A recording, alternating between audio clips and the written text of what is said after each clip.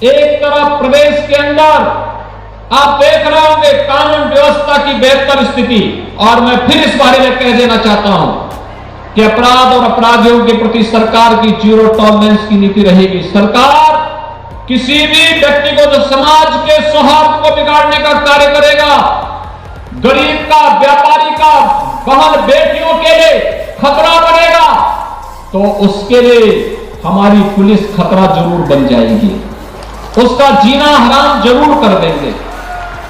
और अगर अब भी कोई गफलत में है तो उसे अपनी गफलत छोड़ देनी होगी। प्रदेश में अपराध और अपराधियों के लिए कोई जगह नहीं।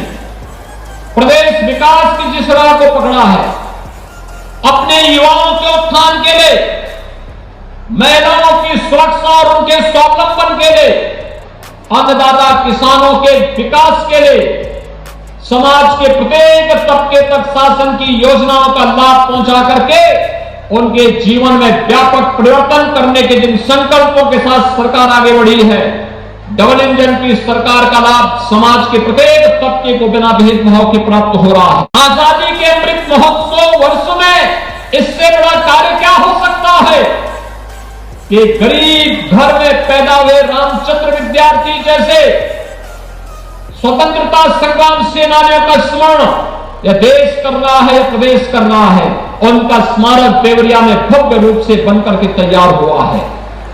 इससे बड़ी श्रद्धांजलि क्या हो सकती है कि हम आजादी के अमृत महोत्सव वर्ष में देश के लिए अपने आप को समर्पित करने वाले इन क्रांतिकारियों को, इन स्वतंत्रता संग्राम सेनानियों का पुण्य स्मरण कर सकें, उन्हें अपनी विनम्र श्रद्धांजलि अर्पित कर सकें। और आज का यह पुण्य अवसर हम सबके लिए है, जब पथरदेवा में आकर के हम लोगों ने इन कार्यक्रमों के साथ जोड़ करके इन कार्यक्रमों को आगे बढ़ाया है। यहां पर साई जी भी कह रहे थे एक कॉलेज के बारे में, वहां पे कुछ साइंस ब्लॉक के बारे में प्रस्ताव आप दीजिए, हम जरूर उसको करेंगे। यहां पे पिछली बार आपने कुछ डिग्री कॉलेज की मांग की थी, डिग्री कॉलेज मुझे बहुत अच्छा लगा कि आपने समय सीमा के अंदर उसको बना करके तैयार भी कर दिया है।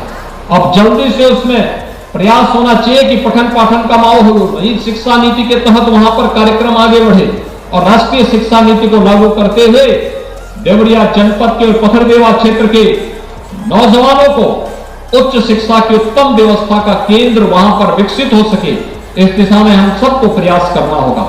भाइयों बहनों, बहुत कुछ है करने के लिए, और हम लोगों ने पहले भी कहा है कि देवरिया और कुशीनगर की धरती तो सुनाव बनने का काम कर सकती है। यहां पर हमें उस प्रकार की सुविधा के लिए अपने आप को तैयार करना होगा। खाद्यान्न, दुनिया में खाद्यान्न का संकट आने वाला है। हमारे किसान को आधुनिक खेती के तकनीक और खासतौर पर प्राकृतिक खेती की ओर जाने के लिए तैयारी करनी चाहिए। प्राकृतिक खेती गौ आधारित खेती है, इसमें कम लागत में अधिक उत्पादन है। अतिवृष्टि या फिर अनावृष्टि का उस पर बहुत प्रभाव नहीं पड़ेगा, लेकिन उत्पादन बहुत अच्छा होगा। विषमुक्त खेती होगी, मार्केट में दाम अच्छा मिलेगा और दुनिया के मार्केट में भारत का खाद्यान्न छा जाएगा।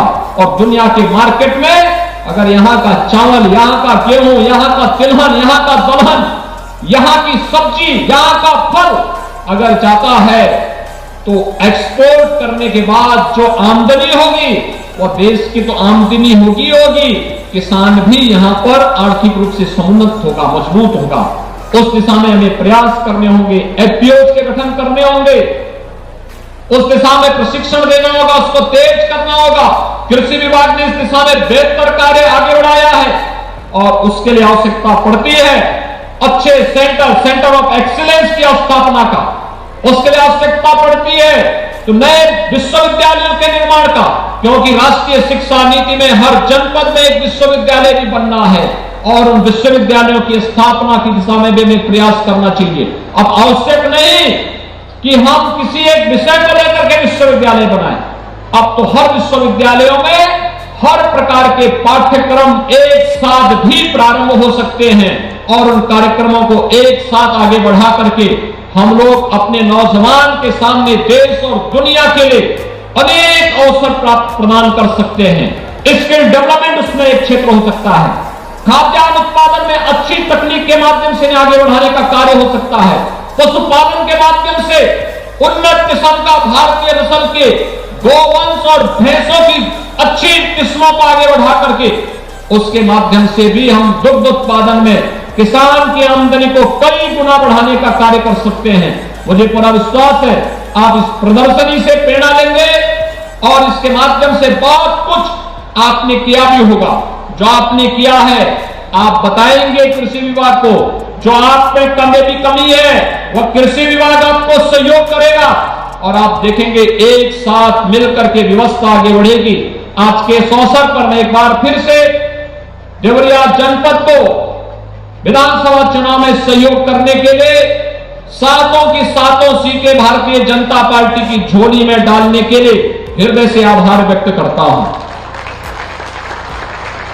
मैं 477 करोड़ रुपए की लागत की इन सभी परियोजनाओं के लिए श्री सूर्य प्रताप शाही जी, यहां के माननीय सांसदगण, यहां के माननीय विधायकगण, यहां के सभी माननीय विधान परिषद के सदस्यों को, सभी जनप्रतिनिधियों को हृदय से बधाई देता हूं, जनपद वासियों का अभिनंदन करता हूं। ये दीपावली का एक लघु उपहार है, अभी इससे बड़े उपहार देने के लिए हम लोग बाद में आने वाले हैं। गाजीपुर की शान द होटल ग्रैंड पैलेस। शादी हो, इंगेजमेंट हो, बर्थडे पार्टी, मैरिज एनिवर्सरी या किट्टी पार्टी या हो कोई मीटिंग, आपके पार्टी में भर दे जाम। अत्याधुनिक सुख सुविधाओं के साथ 3 बैंक्वेट हॉल, लजीज व्यंजन से संपन्न शानदार रेस्टोरेंट, आपके पार्टी में 4 चांद लगाने के लिए बड़ा सा लॉन और पार्किंग की सुविधा। जरूर पधारिए द होटल ग्रैंड पैलेस, चुंगी हीरो एजेंसी के सामने, लंका, गाजीपुर।